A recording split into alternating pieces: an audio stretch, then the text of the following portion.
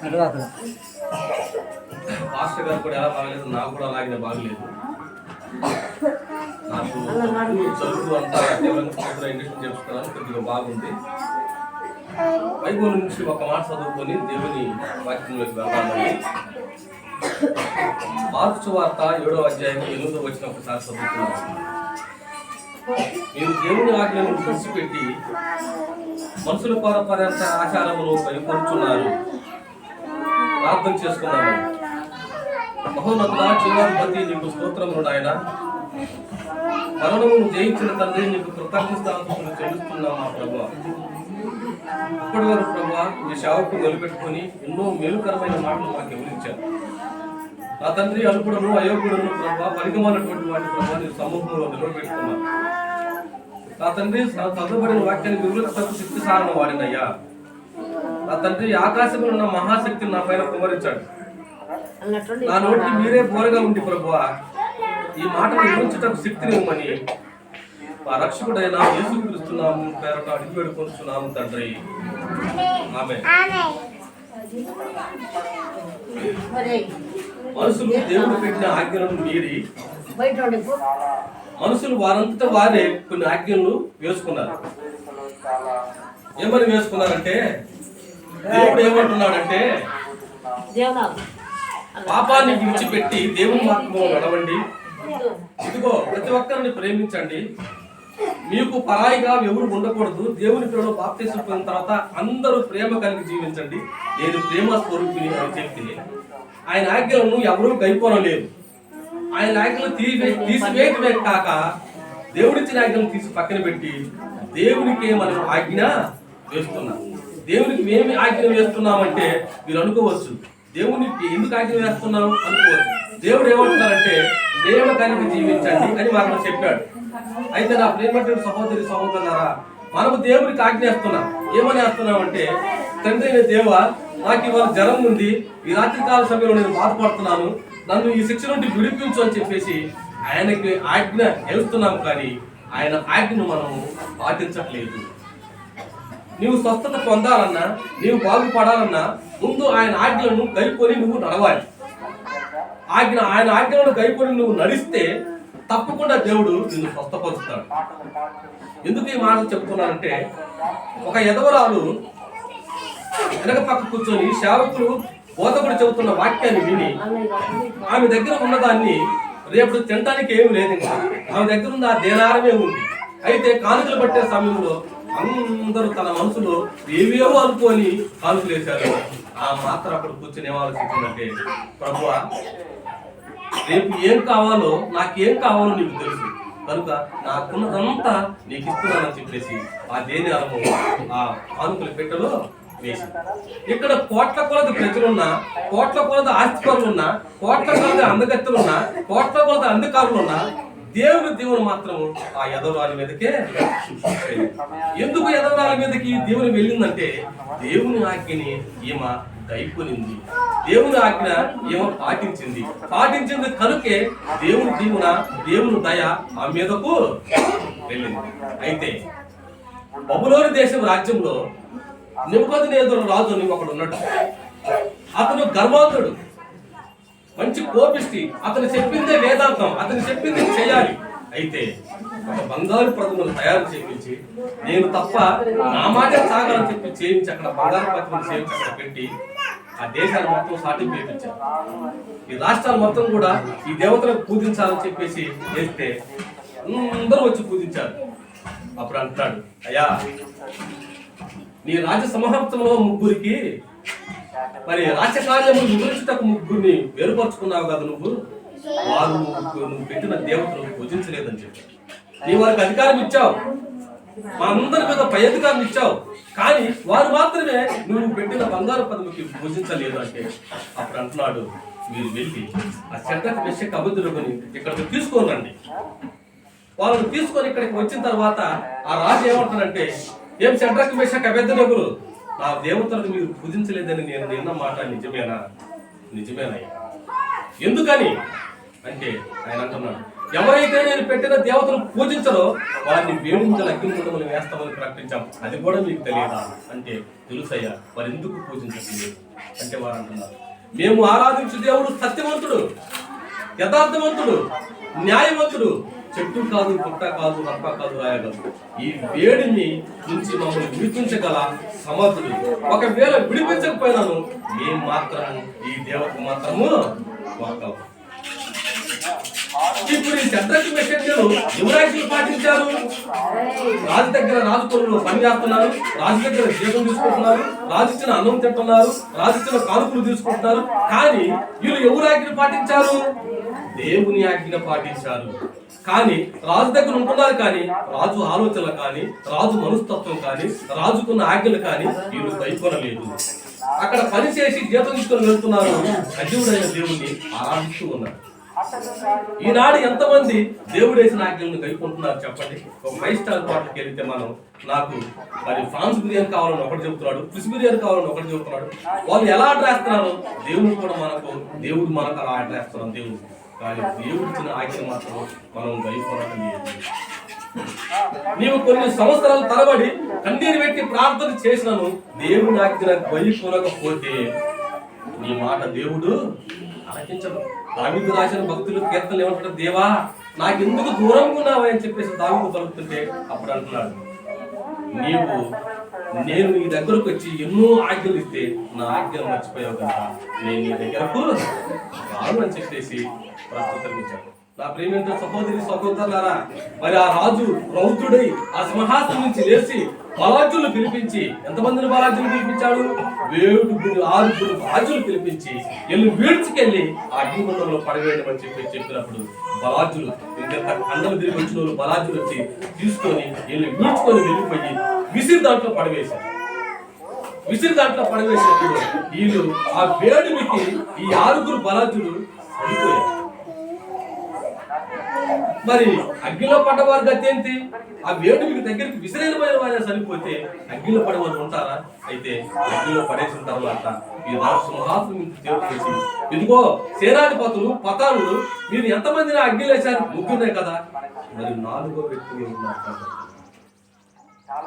వాళ్ళకి ఏ హాని చేయకుండా వారు చుట్టూ తిరుగుతూ కనపడుతున్నారు. ఎవరా 4వ వ్యక్తి?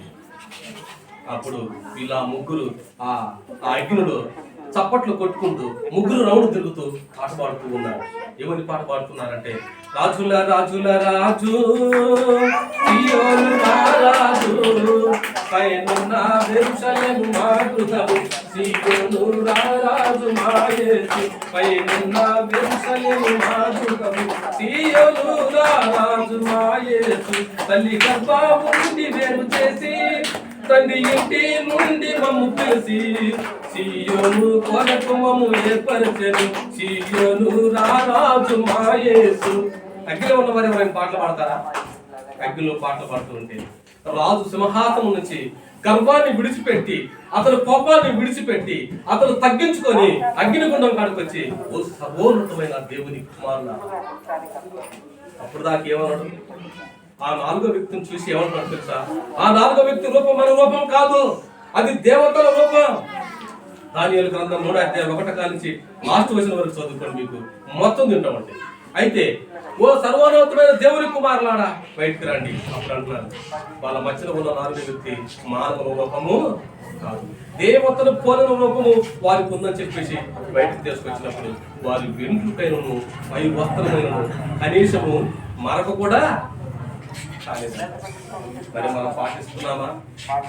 మనం దేవుని ఆజ్ఞను కైకొంటున్నామా? దేవుని మాటకు లోబడుతున్నామా? ఆలోచించండి. ఒక మాట, దేవుడికి ఇస్తేనే వరాన్ని మనం తీసుకోవాలి, మనంతా మనం తీసుకోకూడదు. అపోస్తల కార్యాలలో రాయబడి ఉంది. ఏమో రాయబడి ఉంది? ఆయనే కొందరు అపోస్తలు కాను, కొందరు పరిచారకులు కాను, కొందరు పాటలు పాడేవారు కాదు, ఆయనే నేర్పించాలి. ఈనాడు మనకై మనం నేర్పించుకుంటున్నాం. ఈనాడు మనకై మనం అన్ని చేసుకుంటున్నాం. దేవుని పనిని కరెక్ట్ గా చేస్తున్నామా చేయట్లేదనే ఆలోచన కూడా ఎవరికి లేదు. కానీ ఇక సమయం లేదు మిత్రమా, సమయం అయిపోయింది. ఇప్పుడైనా దేవుని వెలిగి దేవుని మార్గంలో దేవుని చిత్తానుసారంగా నడవకపోతే మనము ఆ పరలోక పట్టణము వెళ్ళలేము. మీరు అనుకోవచ్చు, నేను ఎప్పుడు ప్రార్థన చేస్తున్నాను, మరి సాయంత్రం కూడా ప్రార్థన చేసుకుంటున్నాను, నాకేం బాధ లేదు, నేను దేవుని సన్నిధికి వెళుతున్నానని మీరు అనుకోవచ్చు. ఎవరైతే నీ మీద పగగా, నీ మీద ద్వేషంగా మాట్లాడుతున్నారో వారి దగ్గరికి వెళ్ళి వందనాలు చెప్పాలి, వారినే పలకరించాలి. ఈ బైబిల్ గ్రంథం అదే చూస్తుంది. నీవు నీ పొరుగు వారిని ప్రేమించకపోయినా కానీ నీకు పరలోక రాజ్యము. ఒక పాస్టర్ గారు చనిపోయిన తర్వాత, ఈ మాట చెప్పి నేను ముగిస్తాను, ఒక పాస్టర్ గారు చనిపోయిన తర్వాత, పరలోక పట్టణం వెళ్ళిపోయిన తర్వాత, పాపులతో పాటు దళ సింహాసనం ఎదురు నిలబడిన తర్వాత, ఆడికి వచ్చిన తర్వాత నిలబడ్డప్పుడు వేరొక గ్రంథము, పరిశుద్ధ గ్రంథం తెలిసిన తర్వాత, ఈ జీవ గ్రంథంలో ఇతని పేరు లేదు కనుక ఇతన్ని వీడ్చుకెళ్ళి అగ్నిగుండం లేమని దేవుడు చెప్తే దేవుడికి సమాధానం చెబుతున్నాడు అంటే ఈ సేవకుడు, ఏమయ్యా నన్ను అగ్నిగుండంలో పడేస్తున్నావే, నేను భూలోకంలో 11 చర్చిలు కట్టాను, 11 సంవత్సరాలు దేవుని సువార్త ప్రకటించాను, 1100 మందికి బాప్తిజం ఇచ్చాను, 2000 మంది నా చర్చికి వస్తున్నారంటే, కానీ నీవెవరు నాకు? నీవు నా ఆజ్ఞ గైకొనలేదు, నా చిత్తాంశ ప్రకారం నువ్వు సేవ చేయలేదు, నా ఆజ్ఞల ప్రకారం నువ్వు నడిపించబడలేదు, నీ ఇష్టానుసారంగా సేవ చేసుకుని నీ ఇష్టానుసారంగా జీవించి ఇక్కడికి వచ్చావు కనుక నా ఆత్మ నీ మధ్య నేను కనుక నీ అగ్నిగుండానికి. మరి ఈ రోజు ఎంతమంది ఆలోచించండి ఒకసారి. పాటలు పాడుతున్నారు, జనవరి 1 రేపు క్రిస్మస్ అయిపోయింది, జనవరి 1 వస్తుంది. ఎంతమంది మరి తన హృదయాన్ని మార్చాలనుకున్నారు? ఎంతమంది దేవుని యందు భయభక్తులు కలిగి నడవాలనుకుంటున్నారు? ఇదిగో 2025వ సంవత్సరంలో ప్రభువా నా జీవితం నా ఇచ్చరుడిగా నాకు నచ్చినట్టుగా జీవించారయ్యా. 2026 అయిన ప్రభువా నీ మాట ప్రకారం నీవు చెప్తేనే వెళ్తా ఎక్కడికైనా, నీ చిత్తాంత ప్రకారం నేను నడుపుతానని ఎంతమంది తీర్మానించుకుంటున్నారు? ఇదిగో ఇక్కడ ఉన్న వారందరూ కూడా మంచిగా విశ్వాసం నుండి దేవుని యందు భయభక్తులు కలిగి పరలోక పట్టణం చేరాలని ఆయన ఆశ.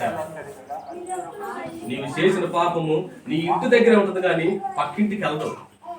నీవు చనిపోయిన తర్వాత నీకు ఎంట వచ్చేది 2. నువ్వు చేసిన పాపం నీ ఎంట వస్తుంది, నీవు చేసిన మంచి పని కూడా నీతోనే వస్తుంది. ఎవరైతే దేవుని యందు భయభక్తులు కలిగి ఆయన ఆజ్ఞలు గైకొని నడుస్తారో వారి మాట దేవుడు. ఒక పనికి ఒక రైతు పిలిచాడు అనుకో, ఆ పనికి వెళ్ళిన ఆమె పని చేస్తుంటే మనసు రోజు కూడా పలానా ఆమెను పిలవండి అంటారు. ఎందుకని? పని చేస్తుంది కాబట్టి. పని చేయలేదనుకో మనసు రోజు ఏం వద్దాం అంటారు. దేవుని చిత్తం కూడా అలాంటి. ఎవడైతే దేవుని యందు భయభక్తులు కలిగి జీవిస్తాడో దేవుడితో బహుగా ఆశీర్వదించి రమ్మంటాడు. ఇంకా ఎవడైతే దేవుని ఆజ్ఞను పాటించక దేవుని చిత్తాన్ని పాటించుకుని అంటారో ఎప్పటికైనా నువ్వు వెలపలా ఉండవలసిందా. నా ప్రియమైనటువంటి సహోదరి సహోదరులారా, ఎప్పుడో 30 సంవత్సరాల కింద పెంచుతాను ఈ చలి. ఆలోచించుకోండి, నేను వర్షం పడుతున్నా కానీ నేను చలిని పోసుకుంటా, కానీ వారం రోజు వచ్చి నేను 2 దుప్పట్లు కప్పుకుంటా. నైట్ కూడా చలికి ఆగలేకపోతాను. ఎంత చలో తెలుసా? ఈ చలిలో ఒక్కసారి ఒక వారం ముసుగు కొడితే చాలా మంది పోతారు, చలి దమ్ములు పెరిగి చాలా మంది మరణిస్తారు. కానీ నీకు నాకు దేవుడు ఆలోచన ఇచ్చి ఈ భూలోకంలో నిలబెట్టుకున్నానంటే ఆయన చిత్తమే. నీవు నేను కూడా ఆ పరలోక పట్టణంలో దేవుని సింహాసనం మీద అందరం ఇలాగే ఉండాలంటే మనమందరం ప్రార్థన చేయాలి, మనందరూ ప్రార్థనలు ఉండాలి. దేవుని చిత్తాంతర ప్రకారం మనం నడవాలంటే ప్రార్థన నీకు ప్రాముఖ్యం. ఆ యేసు ప్రభు తండ్రి అయిన కుమారుడు ఏకుజాములు వేసి మరి ఆ కల్వరి కొండపైకి పోయి ప్రార్థన చేసేవాళ్ళంట. తెల్లారుజాము మరి ఆయన దేవుడు అని పిలుస్తున్నాం మనం, ఆయనే మరి ఏకుజాములు వేసి ప్రార్థన చేస్తుంటే మనం ప్రార్థన చేయలా? నీవు నేను కూడా దేవుని మందిరంలో గొప్పగా ఎదగాలంటే, సంఘంలో మంచి పేరు రావాలంటే, దేవుని దగ్గర నువ్వు ఆత్మీయంగా పెరగాలంటే దేవుని ఆజ్ఞ పాటించాలి. నువ్వు పాటించకపోలేదు అనుకో దేవుడికి ఒకరి మీదకు. కనుక కళ్ళు మూసుకోనండి, ప్రార్థన చేసుకుందాం. మహోన్నతుడా, జీవాధిపతి, నీకు స్తోత్రము నాయన. మరణమును జయించిన తండ్రి, నీకు కృతజ్ఞతాస్తుతులు చెల్లిస్తున్నాం మా ప్రభువా. నా తండ్రి, ఈ మధ్యాహ్న కాల సమయంలో విశ్రాంతి దినమున ప్రభువా సజీవ లెక్కలో మమ్మల్ని నుంచి నీ మందిరం వరకు నడిపించుకున్నందుకు వేల వందనములు చెల్లిస్తున్నాము రాజా. అయ్యా, మా ఆజ్ఞలు కాదు, మా చిత్తం కాదు ప్రభా, నీ ఆజ్ఞల ప్రకారం నీ చిత్తాంశాల ప్రకారం నడుచుకునే కుటుంబం మాకు దయచేయమని ప్రార్థిస్తున్నాను ప్రభా. నీకు వందనం. ఇప్పటి వరకు ప్రభా నీ బిడ్డలు ఓపికతో కూర్చున్నందుకు వందనాలయ్యా, ఓపికతో నీ మాటలు విన్నందుకు వందనాలు ప్రభా. వింటమే కాదు నా ప్రభా, ఆ వాక్యానుసారంగా నడుచుకునే కుటుంబం ప్రతి ఒక్కరికి దయచేయమని ప్రార్థిస్తున్నాను ప్రభా. ఇదిగో నా తండ్రి, త్వరగా వచ్చుతున్నాను, వారి వారి క్రియలు చొప్పున ప్రతిఫలం నా దగ్గర ఉందని చెబుతున్నా ప్రభా. నా తండ్రి, ఇదిగో నా తండ్రి, మీ మంచి ఫలం తీసుకునే కృపను మాకు దయచేయండి. ఇదిగో ఈ మందిరంలో ఉన్న వారిని జ్ఞాపకం చేసుకునండి ప్రభా. కుటుంబంలో శాంతి సమాధానం లేక నా ప్రభా తలడిల్లిపోతున్నారేమో ప్రభా. నా తండ్రి పంటలు వేసుకున్నా ప్రభా సరైన గిట్టుబాటు లేక నా ప్రభా అప్పుల బాధలో ఉన్నారేమో ప్రభా జ్ఞాపకం చేసుకున్నాడయ్యా. ఇంకా ఎంతమంది అయితే రక్షణ పొందలేదో నా ప్రభా, ఎంతమంది అయితే మారుమూల పొందలేదో నా ప్రభా, ఎంతమంది అయితే నీ సమూహంలో నిలవలేదో నా ప్రభా, వారిని మధ్యాహ్న కాల సమయంలో ప్రభా నీ ఆత్మతో మొట్టండి ప్రభా దేవాన్ని చేస్తున్నారు. ఇదిగో చదువుతున్న బిడ్డలున్నారు ప్రభా, వారికి మంచి జ్ఞానాన్ని దయచేయండి ప్రభా. పొలం వేసుకున్న రైతున్నారు ప్రభా, వారికి మంచి పంటనివ్వని ప్రార్థిస్తున్నాను ప్రభా. నీకు వందనములు నా తండ్రి. ఈ చర్చిలో ప్రభా ఇంకా అనేక మంది గొప్ప జనాంగం రావాలని ప్రార్థిస్తున్నాను ప్రభా. నా తండ్రి నీ స్వార్థ వినిపించిన ప్రభా అనేక మంది నీ వైపు తిప్పుటకు నా ప్రభా గొప్ప మేలు చేయమని నేను ప్రార్థిస్తున్నాను ప్రభా. నీకు వందనములు. తిరిగి ప్రభా మేలుచుండగా ప్రభా నీ కృపను నింపండి, నీ మేలు నింపండి. వారి కుటుంబంలో జ్ఞాపకం చేసుకుని కృపను చేసేయమని, ఈ మధ్యాహ్న కాలంతో సమృద్ధిగా నింపమని మా రక్షకుడైన యేసుక్రీస్తు నా పేట అడిగి వేడుకొనుచున్నాను తండ్రి.